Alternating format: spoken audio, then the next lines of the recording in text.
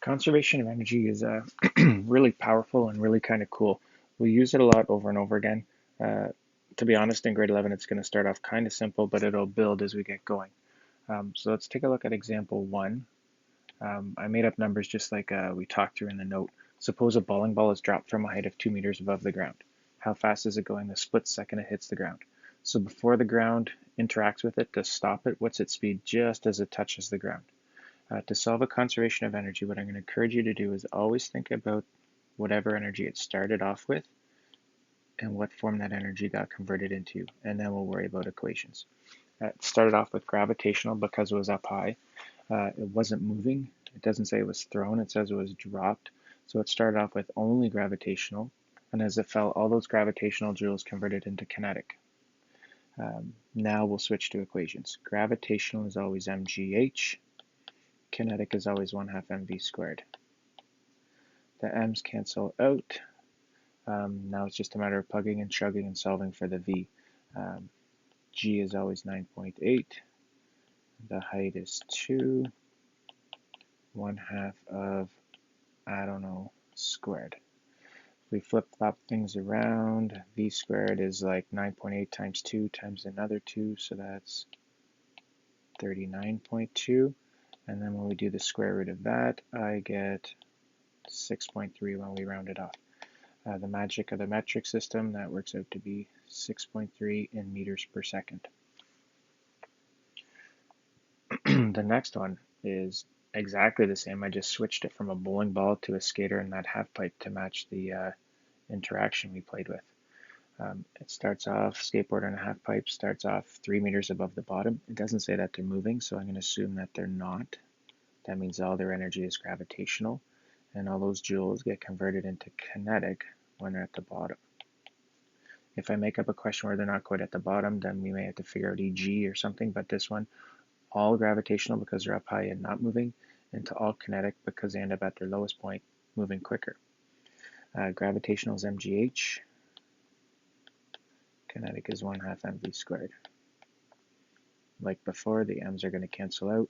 So in a way, this one's exactly like the last one we did, just I switched the h from 2 to 3.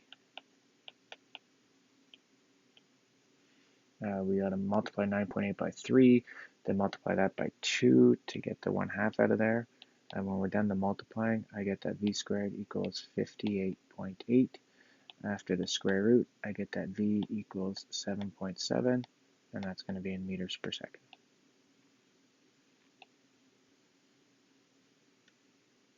All right, let's try number 3. Number 3, a little bit of a different scenario.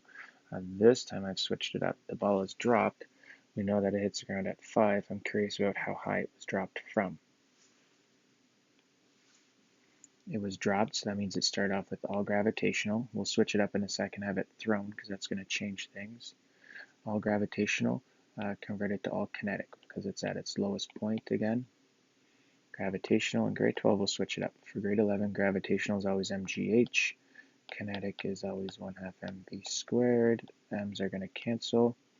So this turns into 9.8 times I don't know equals 1/2 of 5 squared. So we got 9.8, I don't know. 5 squared is 25. Half of 25 is, 12.5. Flip the h to the, or the 9.8 to the other side, we get h equals 1.3, and that ends up being in meters.